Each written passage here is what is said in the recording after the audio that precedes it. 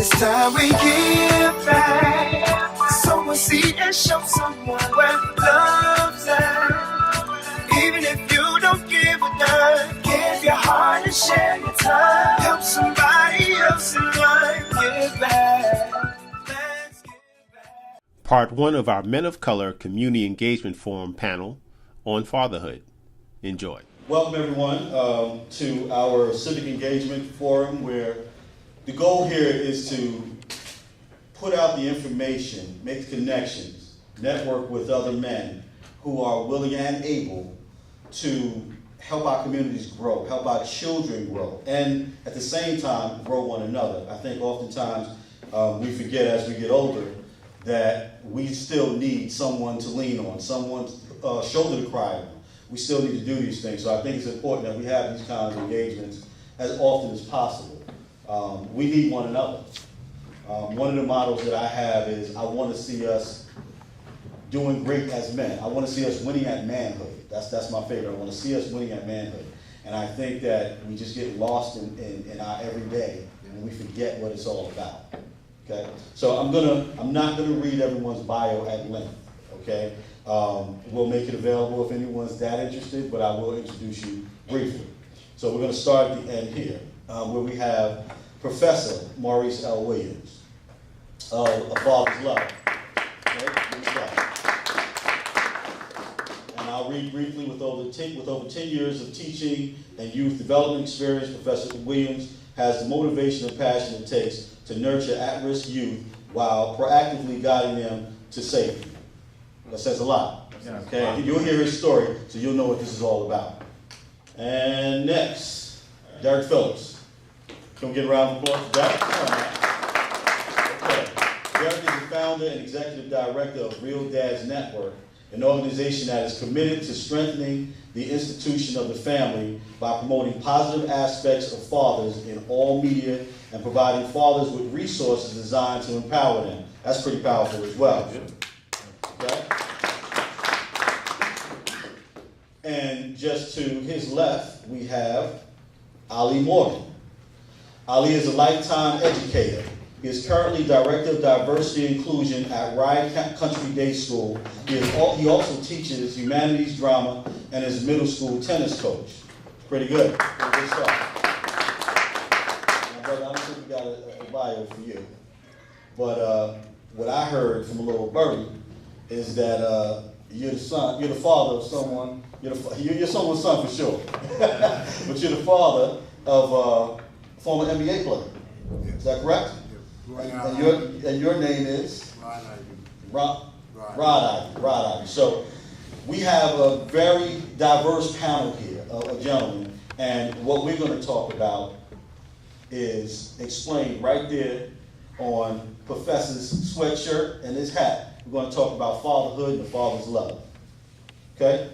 So y'all work with it. I have a couple of questions that I'm going to throw out to you. And everyone's going to have a chance to respond. All right, here we go. The first thing I want to start out with, and I'll start right here. Question is, what is the definition of fatherhood to you? I hate these questions. I would say responsibility.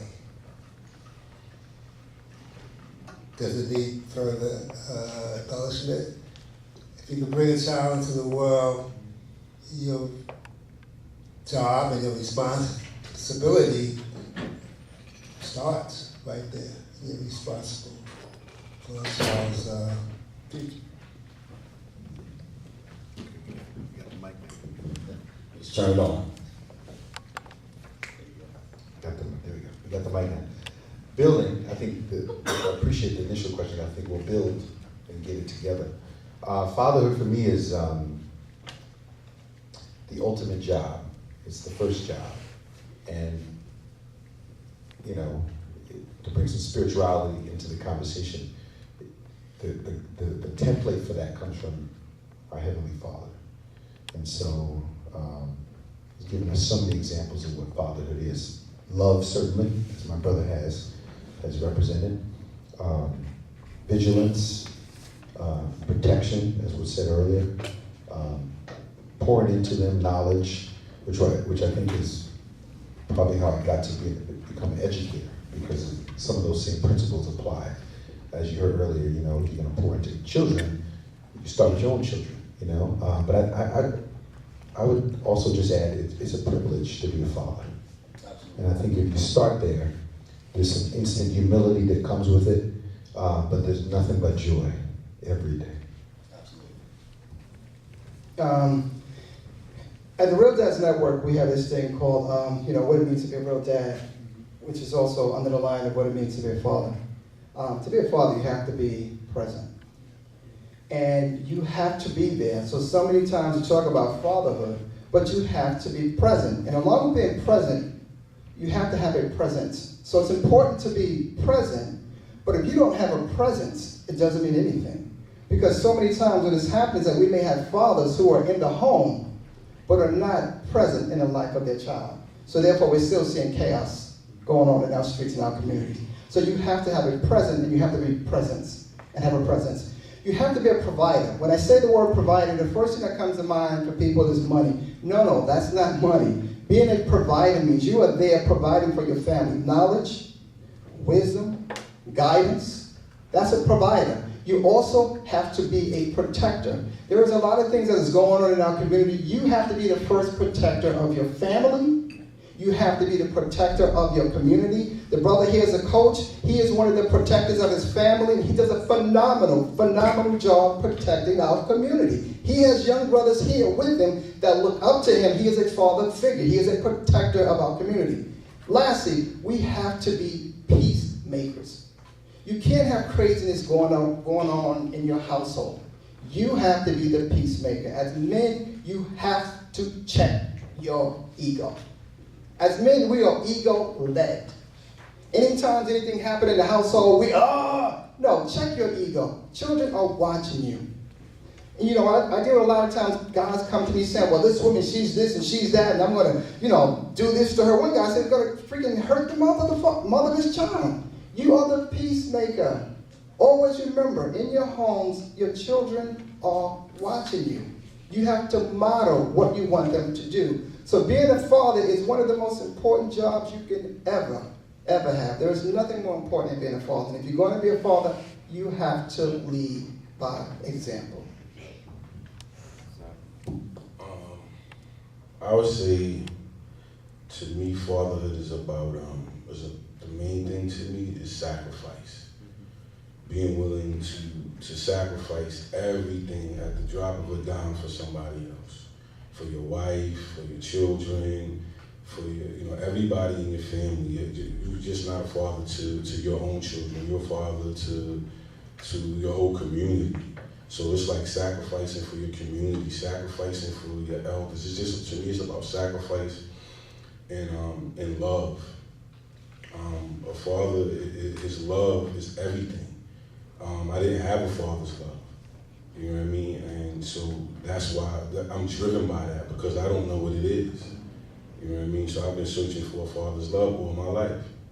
You know what I mean? And I kind of like had to be my own father. So with that, I had to love myself. You know what I mean? So fatherhood is all about love and sacrifice. So thank you. Thank you, gentlemen. I can appreciate every answer you all gave, because they all fit me in one way or another. And this leads into my next question, which is, what would you tell a man considering fatherhood? And the reason I say that is because, as the previous panel spoke of, there are a lot of men who are having children, inside and out of our community. It's not just us, but they're having children and then they leave. Whether it's around the block or never coming back, they leave. They don't put the time in, as Derek was saying. They're not present. It's not all about the finances. It's about your presence. That makes a big difference. I was fortunate enough to have my father around until his death, so I know what that is. But I had plenty of friends who didn't. So I understand where they were coming from as well. So my question again is, what would you tell a man that is considering fatherhood? Let me start that. I would say strongly consider marriage, which somehow has become out of style in the current generation. I'm not sure how that happened. I've actually been married twice. And some might look at that and go, well, You know, what happened? I've been married twice, and I'm thinking about a third time someday. Okay. And I share that because there's a longer story. We have more time, but it's tied to my children. I have 2 older children and I have a younger child. And I was a young father, first go around, and I'm still in good touch with my ex-wife or my children's mom, and we're but I wish more of us would consider marriage before we fathered any children, because our whole society is set up for marriage. And in our community, we're probably hurt more than any other community because we don't even know that, or we've forgotten that. We used to know that. So this is actually sad, because when we had times were rougher in a lot of ways, but we were married. And now we've made so much progress, and now it's, particularly in this area, in the New York Northeast area, it's become in vogue to do what we would have used to call common law. But no tax benefits the same. You try to get a mortgage, you want to send your kid to certain schools, you want to give them opportunities. It starts with a partnership. So I would just simply suggest that brothers take a look at it. But I think it's good to be married and before you become a father. Wow, I'm going to jump on that bandwagon of being married. When I grew up, I was raised really by my mother. That was the only person that raised me. And when I was one of those people, I didn't really have a lot of role models. I was the youngest of 4 brothers, 3 sisters. And my dad was really never there. And I'm one of those people that, first grade I played hooky, second grade I played hooky, second grade I got left back, third grade I played hooky. And my mother was the only one there. And my mother said to me, just go to school. Never went to school. Mother died when I was 10.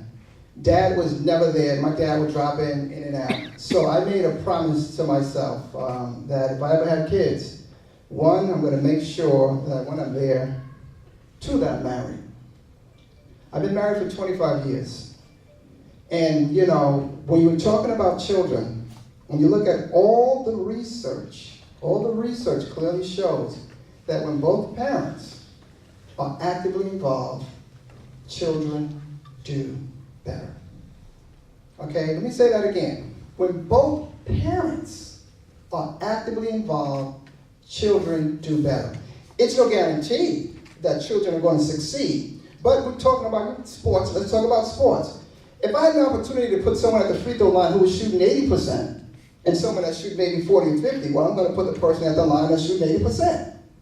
So when we're in these relationships, and we don't have a solid foundation in terms of family, then what we're doing with our kids is that we put a 40% free throw shooter at the line to survive in this world.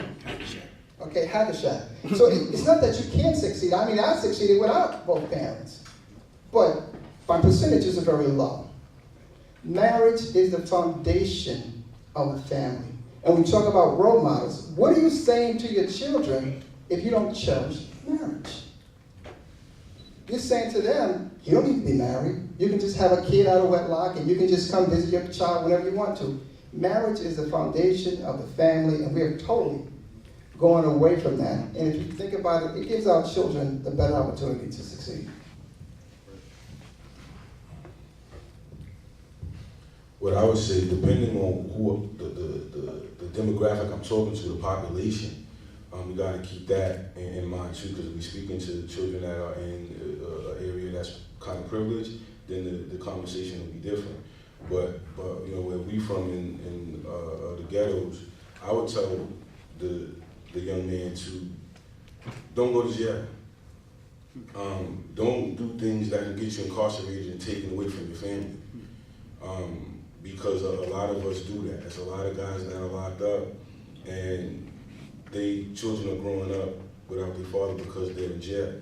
And that's a thing that I would say. And then also I would say, don't have children if you are not in love with a woman, because that is going to have a major impact on how you're going to deal with the female. So don't have a child by a woman that you don't respect and love and honor, because you're not going to take care of the kid because you don't really value the woman. So don't have children with women that you don't value. And then if you do value her and y'all want to have a child together, make sure you can provide for them. Because if you can't provide for them, you're setting yourself up for failure, disrespect, and a whole bunch of things that's going to make the family break down. So that's why the thing about a lot of us, y'all say marriage, but it's things that build up to marriage that our young men and women need to know, that so they can get married and not just have a kid. Because everybody wants to have sex, but nobody wants to understand that why are we having sex? I don't want to have sex with you just because you got physical parts that connect to mine. Let's only do this if we love each other. And that starts with us teaching our daughters. Specifically, I'm talking about in the urban city areas. That starts with us teaching our daughters to not be intimate with men unless they love them, unless he's proven to you that he loves you and he values you. So that's missing in our neighborhoods. In suburban neighborhoods, it's different, but in the hood, where I'm from, the fathers, they don't tell the daughters what to accept, so they accept anything. And that happens if you go to jail too. So don't go to jail and love the woman. Keep the mic down there. I want to get Rod. I want to give you an opportunity to answer the same question. I appreciate the experience these gentlemen putting forth for you. I could tell another personal story. My parents, with my parents were married 60 years.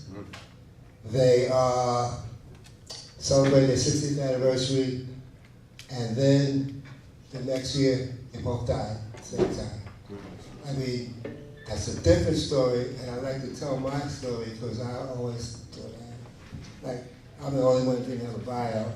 You know, I just do things, you know, the way they happen.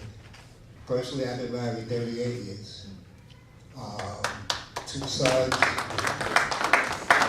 And it's all in the doing. We can tell you what to do, but you gotta do it.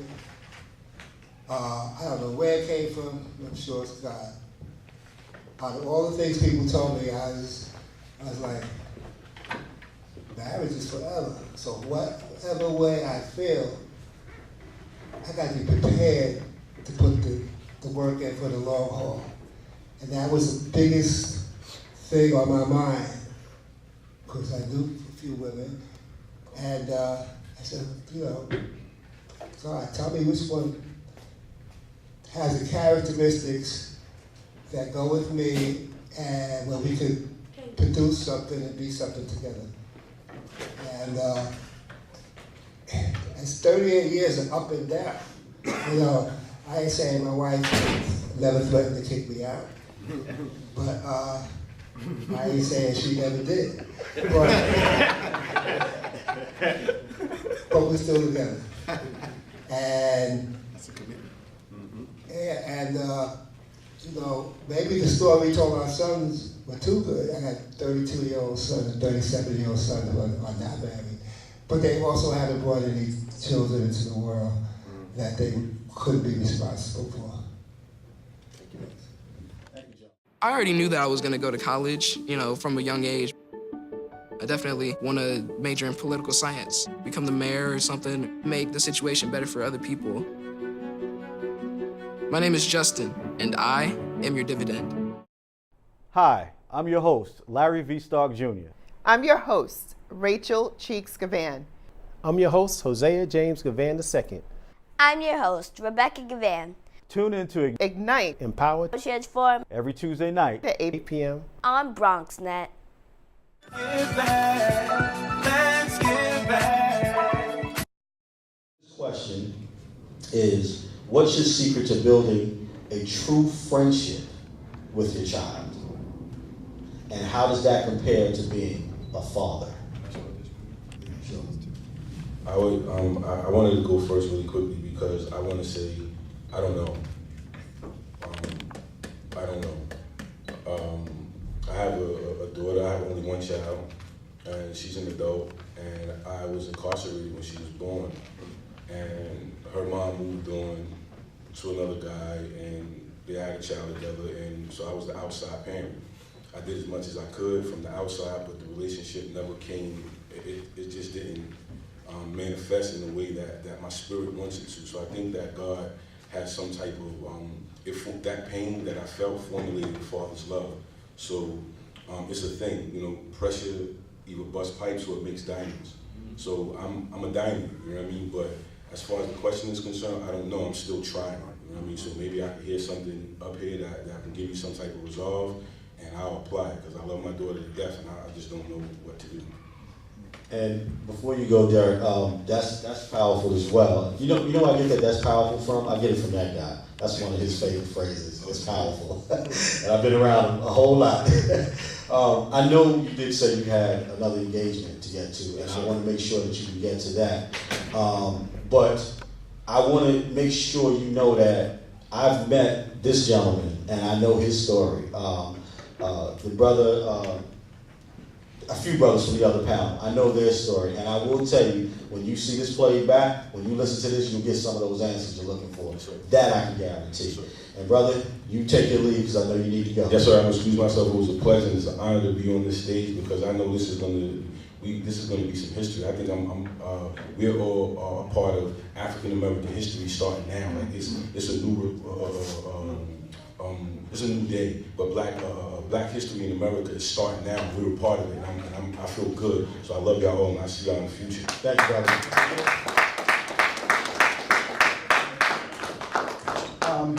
Maurice, just before you go, I know you got to go.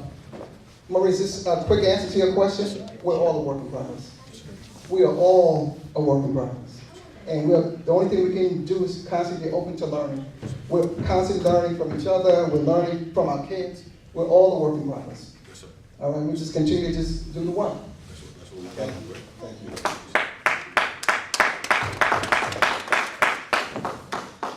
Okay, thank you, gentlemen. Okay, so we can continue on with you, brother, since you have the mic. All right, so in terms of how do you build that relationship? Yeah, we're talking about creating a friendship, and we all know we don't mean friends like your man in the hood. We mean building a trust with your child, so they're open and honest with you about as much as they can be, what they think they should be. And I have 2 girls. You know, tell you, girls make you weak, man. They soften you. Yes. You know, but at the end of the day, man, it's just like with anything in terms of building. Life is all about relationships, regardless of what relationship it is, whether it's with colleagues, work, home. Can we say that again? Can we say that? Say that again. Life is about relationships, so in any type of relationship, you got to find a way to make a connection. And, and with my girls, I'm very fortunate in the fact that it's not all about me. My wife has been very instrumental in terms of us raising the kids, so she's a big part of this as well. And my children know, what I try to do is I try to just be open. I don't have all the answers. I don't have all the answers, and a lot of times my daughters are saying things to me, and I'm like, you know what, you're right. And I think what kids want to know more than anything is that the person is sincere, you're honest. We don't always have to try to fix everything. Sometimes we don't have the answers, and when we don't have the answers, just be honest. Kids just want to know, can you be honest? Can you be committed? Can you be a man of your word? If you say you're going to do something, do it. If you don't know something, then you say you don't know it. And with kids, it's very important is that, listen, I need to know that, you're my model. And I'm going to listen to what you're saying, but I'm also going to follow your examples. I'm going to look at you, how you relate in your own relationships when you're with mom. Are you disrespectful to my mother? Are you disrespectful in terms of your relationships outside of the house? What are you doing in your own relationships? Kids follow what you do. We're at a different age and time now. When we grew up, it was, listen to what I'm saying, but you don't have to do what I'm doing. Now, it's about do as I do. Pay attention to what I'm saying. And when I tell my kids, pay attention to what I'm saying, but more importantly, do as I do. Because your model and example will carry more weight than anything else in the world that you can do. So it's about the example. Absolutely. He covered so much ground, which I said we just building today. I appreciate that. A couple things I'll add.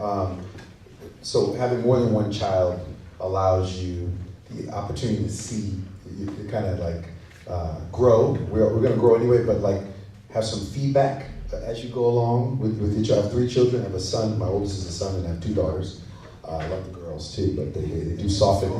I was probably already there. But anyway, I think you have to really be patient with them, which I think that's not surprising. But what it looks like to me is appreciating what's unique about them. So really getting a feel for their emerging personality, what they like to do. All 3 of my children are different, but kind of like what you said, you sort of 3 of them together, you know that they came from me. And so that's been nurtured. But I really think I am friendly with my children. So we might not be friends in the traditional sense, but I'm very, very friendly with them, and they know that. They can count on me. They call me, text me. You know, the younger one, she's around me all the time, and I think, you know, we like being around each other, and I think you have to nurture that. That's a very natural thing. But I think all of my children know that I love being around them, and I really look forward to my time. And as they get older, the two older ones are, you know, they're both really grown, but the middle one's still in college. And you know, when we get around, you know, the holidays and that kind of thing, you know, we get together, man. We have a good time. And so, but I think it's because when they were very young, I really did view them all as a gift. So I said, okay, what is he giving us with this child?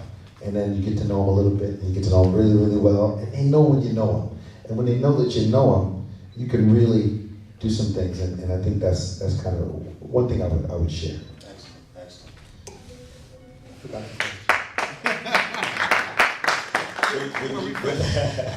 The question is simple. How do you become friends with your child versus being a father? How do you build that relationship? And we definitely don't mean friends in the traditional sense. Okay. Well, first brother that spoke took my answer. He said he didn't know. But the good thing about what we're doing now is I heard answers from other brothers and sisters. And you do what works, you know. You keep your mind clear so that when the answer comes to you, you're ready to receive it. You can't be closed-minded. This gentleman here, he said he learned from his kids. A lot of times I see my kids going through stuff like peer pressure, and probably the only thing I remember that they seemed to listen to was the fact that I told them, why are you rushing to grow up? Because there's certain problems you're going to have. And that's the only thing I remember that they listened to. And I said, they're still not married. But that's another story. But you have to be able to be honest and let them know, like you said, I'm not your father. Because I was always, much taller than my kids. And I think, that's, they talk to their mother. They call them on the phone and tell them the problems are, I don't really know. They don't want to tell me. They got all these reasons why. But honesty, being able to, was it on all the time? Okay. It's a thing that you got to work on, grow on. Don't think you're supposed to know everything, and just keep at it. Absolutely.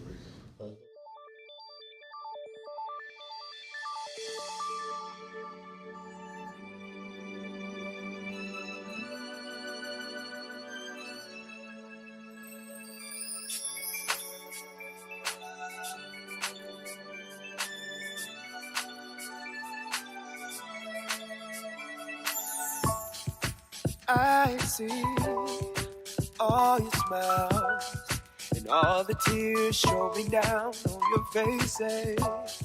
But I know all the while it's gonna be okay.